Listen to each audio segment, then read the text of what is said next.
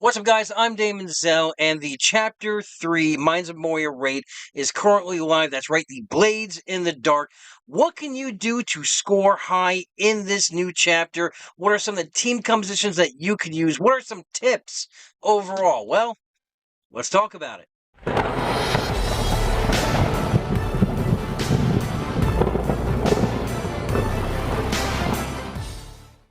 Alright, so with this chapter going live, the guild that I'm currently in is currently running this chapter right now, and I did get all my attempts in. Unfortunately, I do not have any footage of my runs. I was a little bit too excited to actually get into this chapter to play it, and it is fun. It is a different way of doing it than we had done in the previous two chapters. And I want to talk about that and how it's going to relate to scoring big moving forward. So, the first thing I want to talk about, and Swag covered this in his video, some player came up with this, it is the speed method. Now, what the speed method is you can use any combination of lower character teams. So if you don't have a full 5 teams, don't worry about it. Use some characters you can just kind of swap together who are maybe even like a 1200 power team, right? You always want to do this in Chapter 3 because of the multiplier is huge. And with this team who you wouldn't expect to get any kind of good score in any of the previous chapters, well, you can actually get about 90,000 points just using this team. What you want to do is you want to make sure these characters that you're using have a speed higher than the Shadow Seer. That's right. His speed currently, I believe, is 161. And as long as the 5 characters that you have a speed that's higher than that and go before them, you are able to get that 90,000. Yes, they may not be able to take a hit. Yes, they're going to get crushed. But as long as they take all their turns with the multiplier in effect, you will score that 90,000, maybe 88,000, maybe 92,000. But somewhere in that 90,000 range. So yes, do not run this under difficulty 3 because you're just going to handicap yourself in your overall progression of points. The second tip I would have is take those preconceived team notions that you have. You know, these teams that you nurtured from Chapter 1, you ran in Chapter 2, you've been building them up.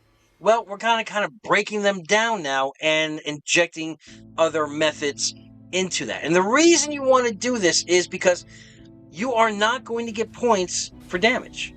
That's right. The way to score big in this chapter is with cleansing, it's with healing, it's with provoking and getting that marked off of another character. These are what you want to focus on going forward in this chapter. So basically you have your Rivendell team, right? Say you're using your full Rivendell team. You have Lomian, you have Arwen, Elladan, Arohir, you have Elrond. If you were able to unlock them. Remember, we do have Elrond's event going to be resurfacing again sometime in the near future, so do farm those characters that you can so you can get them on this pass. But let's get back to Chapter 3. Take Lomian out because there is a new star for this team for Chapter 3, and it is an elf, and her name is Naramiri. So, what you want to do with Naramiri, and it doesn't have to be a huge beefed up version of Naramiri. Obviously, the higher you have her, the higher you're going to score, but let's look at her skills. Right here, you're going to have your cleanse, right? It's going to cleanse 2 Banes off the squad member with the most Banes, and trust me, when you're running this chapter, you're going to have a lot of Banes, whether it just be the marked and the capture, but you also can get slow, you can get blind, you can get a lot of other Banes put on you. These are going to cleanse 2 of those, so it's going to take that off of the squad member with the most Banes, and it's going to possibly grant you protection moving forward to give you a little bit extra oomph so you don't get smashed that hard. She's got the healing. The healing is what's going to score huge in this. Now, this mixed in with Elrond's healing, mixed in with Arwen's cleanse and healing, you're going to have a great team composition here to score well above possibly 500k. In my guild currently, a lot of people who are running this setup has hit 900k max on difficulty 3, somewhere between 500 and 900k. So, we know that healing is king. We know that the provoke is going to help the cleanses, everything else in here. You have Nimble, which is going to help you avoid getting some of those captured stacks. This team is basically the GOAT of this chapter here. Now, there are some other possibilities. So, in other words, let's look at Isengard, right? Let's go to Isengard. Now, we don't have a cleanse on Isengard, but we do have Arjak, who is actually faster than Dunher, and I didn't score super big with my Isengard team. I think I was maybe somewhere between 150 to 250,000. They're not super huge. A lot of my teams, like I said, I went wide in the roster. I was farming wrong, and we're making up for that now. But again, you probably want to substitute some of these characters out. Now, obviously, you want Uglok in there because with his built-up basic, you're going to have a provoke on every turn. So, and with his leadership ability, you're going to get healing pretty much on a regular hit from a lot of these characters, which will also score you some big points. But the provoke is huge. However, when he gets focused down, he's going to get focused down hard, and Dunher is a little bit slower. On some of the runs, I had to reset because Dunher was taken out early. I was not able to get a heal off. I was not able to do what I need to do to score big here. So, you could drop off some of these characters. I ran these three. I dropped Morja and Ajak on a run. I squared in Pippin. Pippin was a good character to have because he's got his cleanse on both his special 1 and special 2. He's got healing. But that's basically what you want to do. You want to take your teams that you already have built up, and you kind of just want to tweak them a little bit, add a little bit extra healing in there, maybe throw a provoke in there that you didn't have on that team before.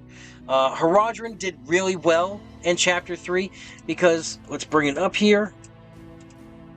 With Haradrim, we have healing from Tebet. We have provoke from Robel as well as Wubute, so we can bounce back the marks off these people. Beklu has a cleanse as well, and yeah, this team worked really, really well. I need to get them up a little bit higher. I can score higher with them if, I'm able to get more stars on them, get them more geared up. But yeah, this team did phenomenally, actually really well. Road to Rivendell did really good. I didn't run them myself, but if we look at let's go into the raid right now and see what my guild did overall with that team. I know we scored big on some of these teams. Alright, so as you can see here, the GOAT is the Rivendell team. Scroll down a bit. Okay, so we have some makeup. We have Legolas and slotted some of these, but Naramiri is pretty much the top one to score big here. As you see, I only got 534,000, but I'm a little bit under geared along with, aside from some of the other ones. But Haradrim, right here, right?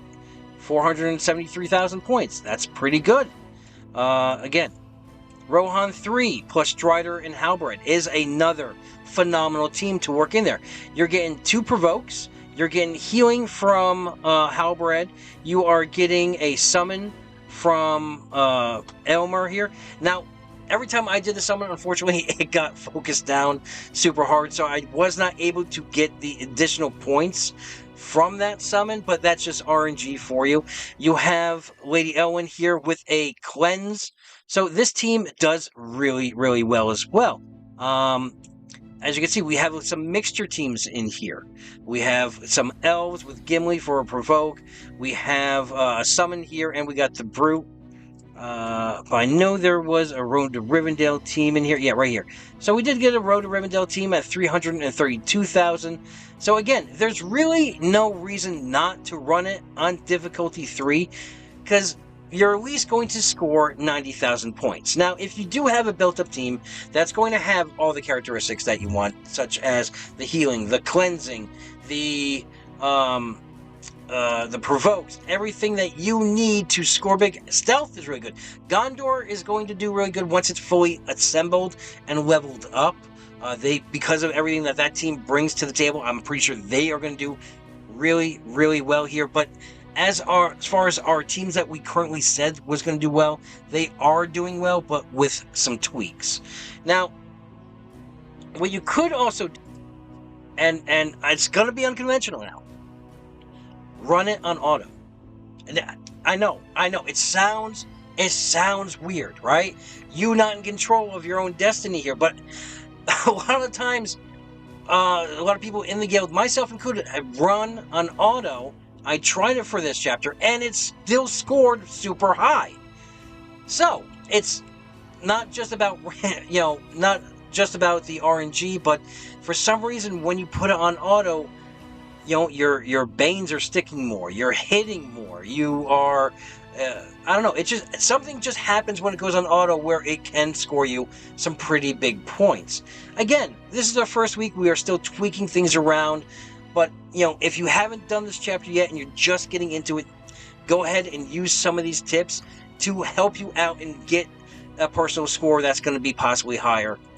Because Chapter 3 does score higher than Chapter 2, and it is very refreshing to get, higher points, and I'm really enjoying the overall mechanics of this chapter, as opposed to the RNG hell that is Chapter 1. To this day, I still dread Chapter 1. I do not enjoy Chapter 1 at all. I do not have fun in it.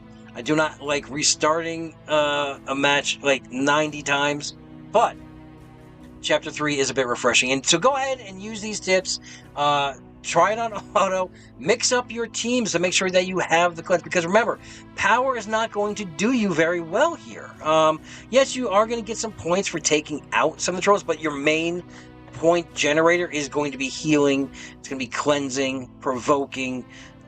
Those are what you basically really want to focus on. The summons. Now, there is a theory. I mean, you could probably throw in a